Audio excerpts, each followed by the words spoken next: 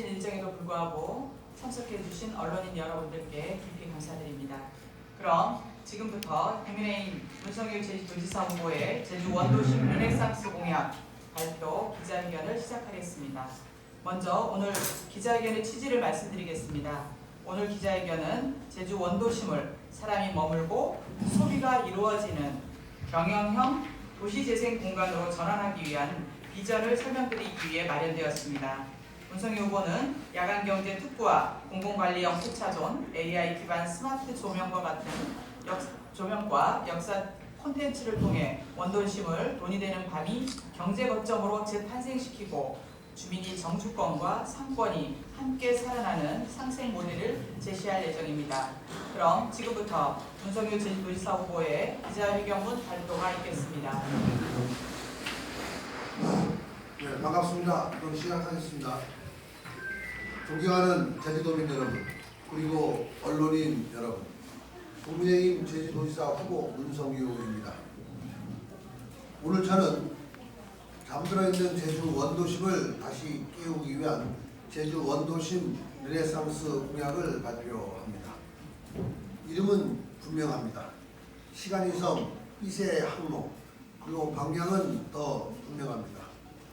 건물을 고치는 재생이 아니라 돈이 흐르는 경영으로 바꾸겠습니다. 지금까지의 원도심 정책은 겉을 정비하는 데 그쳤습니다. 하지만 도민들께서 체감하셨듯이 사람은 돌아오지 않았고 상권도 살아나지 않았습니다. 이제는 바꿔야 합니다. 사람이 머물고 소비가 일어나고 돈이 도는 구조로 바뀌겠습니다. 돈이 도는 구조로 전환해야 합니다. 그래서 저는 경제, 기술, 스토리를 결합한 3중 전략을 제시합니다. 첫째, 체류형 야간경제 생태계를 구축합니다. 탑동광장을 중심으로 원도심을 야간경제 특화 구역으로 지정하겠습니다. 그리고 핵심은 단 하나입니다. 불법이 아니라 허가와 질서 속에서 돈이 도는 밤을 만들겠습니다. 공공이 관리하는 포차도를 도입하겠습니다. 위생과 안전은 철저히 관리하고 무분별한 노점은 정리하고 대신 소상공인의 매출은 확실히 올리겠습니다. 또한 미드나잇 제주 패스를 도입해서 관광을 당일형에서 체류형으로 바꾸겠습니다. 빈 점포는 숙소와 팝업 스토어로 전환해 공실을 자산으로 바꾸겠습니다. 둘째, 기술로 주민의 밤을 지키겠습니다. 야간 경제를 키우면서 주민의 삶을 침해하는 일 절대 없게 하겠습니다. AI 스마트 운영 시스템을 도입하겠습니다. 사람이 많을 때는 밖에, 밤 10시 이후에는 자동으로 낮추겠습니다. 빛은 경제를 살리고 밤은 평온하게 지키겠습니다. 또한 AR 도슨트 서비스를 통해 원도심 전체를 지붕 없는 디지털 박물관으로 만들겠습니다. 셋째, 제주의 이야기를 돈이 되는 콘텐츠로 만들겠습니다. 목관화일 때는 광해군의 이야기를 담은 성찰의 길로, 칠성로 일대는 김만덕의 정신을 담은 상생의 길로 만들겠습니다. 역사는 전시가 아니라 소비되는 콘텐츠가 되어야 합니다. 존경하는 도민 여러분, 저는 분명히 말씀드립니다. 대규모 토목사업 없이도 원도심은 살아날 수 있습니다. 콘텐츠와 운영 그리고 경영이 해답입니다. 그리고 무엇보다 중요한 건 정주권은 반드시 지키겠습니다. 빛, 소음, 영업시간 모든 기준은 주민협의체와 함께 정하고 갈등 없는 모델로 만들겠습니다. 마지막으로 약속드립니다. 잠들었던 원도심에 경제의 숨결을 불어넣고 도민의 밤에는 평온한 빛을 드리겠습니다. 단순한 재생이 아니라 돈이 흐르는 도시, 사람이 머무는 도시, 제주 원도심을 다시 대한민국 최고의 야간 경제 거점으로 만들겠습니다. 감사합니다.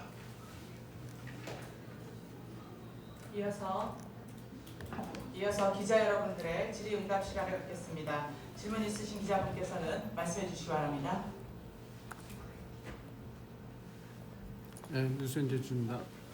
그 야광 관광하게 되면 아까 경주하고 하는데 이 목관화 이쪽에는 주차장 이런 문제가 굉장히 대두됩니다. 그리고 그쪽에 상권이 많이 침체돼 있기 때문에 저는 그 경주를 가봤는데 경주는 그 역사하고 그 경제가 아주 접목돼 있어 엄청난 활성을 코로나 때도 보면 엄청난 인파가 몰렸는데 또 목관화에 그 볼거리가 없지 않습니까? 그 안에만 들어가도 그런 거를 좀 더 고민해봐야 되는데 단지 그 역사 요거 어떻게 할지 거기를 차 없는 거리를 만들어서 차들이 없게 하든지 그런 시스템이 좀 필요한 것 같은데 좀 더 구체적인 얘기 좀 부탁드리겠습니다. 그러니까 저희가 이제 말씀드리고 하는 것은 어느 하나의 모든 걸 해결할 수 있는 것은 사실 아닌 것 같고 지난번에 작년이었던가요? 그 우리 저 목관화에서 그 저 삐세 향연인가 이런 제목으로 이제 그 전시회가 열렸었는데 그때 굉장히 많은 사람들이 이제 몰려서 저도 가서 봤습니다만 이제 특이한 건 없고 그 목관화 그 자체에서 삐스를 갖고 그 이렇게 영상으로 이제 하면서 굉장히 많은 사람을 끌어들였던 그 기억이 납니다. 그거는 이제 그 제주도가 한 게 아니고 중앙정부에서 한 프로젝트로 해가지고 전국을 돌아다니면서 했던 프로젝트인데 그런 것처럼 그 제주 구도심에 있는 여러 현재 갖고 있는 여러 자산들을 그런 식으로 이제 미디어 아트라든가 이런 걸 활용해가지고 도민들께 아니면 관광객들에게 보여줄 수 있는 그런 기회를 준다 그러면은 틀림없이 많은 이제 수가 있을 것 같고 그리고 이제 저도 제주 시내 도심권에 이제 주차장 문제가 굉장히 문제가 많다는 걸 생각하고 있고 그래서 이제 아직 공약을 만들어서 보내지 못했습니다만은 이제 그 안에 이제 우리 공유주라든가 그런 걸 해가지고 이제 그 주차장 공영 주차장 같은 어떤 그걸 이제 만드는 그런 것들을 고민을 하고 있습니다. 제가 옛날에 이제 근무했던 그 저사가리공사에서 하는 업무 중에 하나가 그 국공유지에다가 그 지역에서 이제 필요한 이제 주차 건물 좀 이렇게 지역의 테마처럼 만들어 주어서 그 하는 그것도 약간 이제 문자 사업처럼 그렇게 하는 그 사업도 했었고 저도 이제 몇 군데 경주 근처에 한번 가봤었고 그렇게 하는 경우가 있는데 그런 것도 나중에 이제 보면서 이제 접목시켜가지고 그 차가 오더라도 시내 중심까지 가지 않고 일정 지역에서 이제 충분히 주차할 수 있는 그런 공간 만드는 것도 이제 고민을 할 겁니다. 그러나 그 오영훈 도정 그 차 없는 거리 걷기 대회 한 번씩 그 탑동에서 한번 해보니까 차들이 세울 데가 없어서 그런 문제가 있는데 만약에 축제를 이렇게 좀 크게 하려고 하면 더 큰 문제가 발생되는데 이런 것이 그쪽에는 원도심이 좀 문제가 되지 않을 건가. 지금 오영훈 도정이 유관기관들 전부 그쪽으로 다 몰려서 그렇게 했는데도 경제 효과를 얼마나 받는지 모르겠지만 이런 게 좀 더 고민해봐야 될 것 같습니다. 좋은 말씀 감사드리고 그러니까 저희는 이제 어느 한 날에 일시적인 큰 행사를 하는 게 아니고 지속적으로 이제 사람들이 이제 계속 왕래할 수 있는 그런 이제 기회를 이제 만들어 주는 것이고 그 과정에서 이제 주차라든가 이런 문제에 대해서는 별도로 저희가 이제 공용 주차장 같은 것들을 유지라든가 공유지를 활용해가지고 준비하는 것도 고민을 하겠습니다. 네, 그 오늘 발표 내용을 봤는데 제주시 원도심 같은 경우는 그 탑동광장뿐만 아니고 그 제주항에 낸 해양도시 성격이 좀 있는데 제주 신항 개발 지금 뭐 추진한다고 지금 상황이 되고 있는데 제주항과 원도심 여기한 그 물리적으로 해양도시 개발로 도시 재생 전략 필요하다고 하는데 어떻게 생각하십니까? 기본적으로는 어차피 제주 원도심이 산지항과 연결돼가지고 조성된 도시이기 때문에 제주 항과 연결돼가지고 제주 도심이 발전해 나가는 그 모습 자체는 이제 방향 맞는 것 같은데 다만 이제 순서로 봤을 때 그 지금 제주 원도심에 당장 어떤 뭐 대형 건물 짓는 것보다는 지금 이런 소프트한 콘텐츠로서 사람이 돌게 하면서 그 다음 단계로 이제 신앙의 지금 신앙 개발하는 것들하고 연계해서 그 다음 단계로 뭐 푸드라든가 뭐 이런 거하고 연결해서 나가야 되지 않겠냐. 순서의 문제인 거지 그렇지 않겠나 싶습니다. 원도심에 예를 들어 고도화나 조치라든지 이런 건 지금 차츰 생각하고 있다는 얘기죠? 그러니까 고도 완화가 지금 일정 부분 해가지고 27년부터가 시행되도록 되어 있지 않습니까? 근데 15주, 25주 하는 것도 그 고도 완화에 따른 그런 시행이 되기 위해서도 원도심에 수요가 발생을 해야 그 기업들이 그런 수요를 보고 이제 그런 건물로 지으려고 하지. 지금 상태에서 어느 기업이 들어와서 그런 이제 고도 완화 정책에 부합하는 그 시도를 할 수 있겠습니까? 그리고 제가 만약에 그 제주신항 같은 경우도 제주신항 제 개인적으로 봤을 때 제주신항이 지금 제주 외항 1단계 개발 정도 하고 있지 않습니까? 그런 단계에서 제주신항 큰 계획을 하는데 그게 지금 제주 원도심이라든가 구도심의 이 수요를 봤을 때 쉽게 정부의 타당성 조사를 얻기가 제가 봤을 때 쉽지는 않다고 봅니다. 그래서 그런 거를 나중에 장기적으로도 하기 위해서도 원도심이 어느 정도 활성화되면서 이게 모양이 갖춰서 사람이 모이게끔 해줘야 그에 연관돼 가지고 그 신앙에 따른 이제 타당성도 거기에 좀 보완될 수 있는 그런 형태가 되지. 그렇지 않고 지금 단계에서 바로 이제 대형 뭐 고도화에 따른 대형 건물 짓는 정책을 추진하면은 단지 다른 지역에 있는 수요만 갖고 올 뿐이지 좀 장기적으로 뭐 그렇게 바람직한 모습은 아닌 것 같고 그래서 순서적으로 지금 이제 원도심에 있는 여러 콘텐츠를 활성화해가지고 사람들이 좀 모일 수 있고 즐길 수 있는 그런 공간을 만들면서 그거를 토대로 다음 단계에 수요에 기반한 여러 가지 개발들이 진척이 돼야 되는 거 아닌가 그렇게 생각을 합니다. 추가 질문 있으실까요? 네. 지난 26일 날 그 경기산림선대본부를 만들겠다고 기자회견을 하시는데 그건 어떻게 되고 있습니까? 네, 지금 뭐 진행 중입니다. 지금 진행 중이고 뭐 여러 사람들 접촉도 하고 뭐 문의 오는 분도 있고 그런 단계입니다. 네, 질문하십시오. 그 여러 경제 정책을 발표하고 계시고 있는데 국민들이 궁금해하시는 부분이 본질적인 문제일 수 있습니다.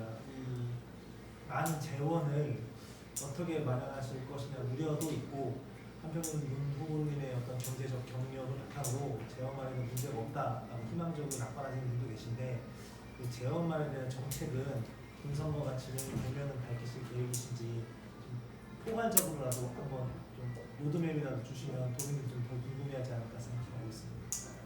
그러니까 제 공약들 자세히 보시면은 네. 제 공약들 중에서 건물을 짓는다든가 뭐 단지를 개발한다든가 이런 큰 공약이 없습니다. 그래서 뭐 대단히 큰 예산이 들어가는 사업은 제가 봤을 때 이제 그 중입자 가속기 정도가 이제 현재 바로 수요를 비용을 뽑아낼 수 있는 공약인데 그거는 이제 현재 그 제주도에서 한 1년 연간 16,000명 정도가 이제 원정 치료를 받으러 서울 나가고 연간 한 3천억 정도가 치료비로 이제 유출된다고 이제 자료에 나와 있는데요. 그런데 이제 그런 걸 감안했을 때 중입자 치료비가 한 2,500억 정도 나와 있더라고요.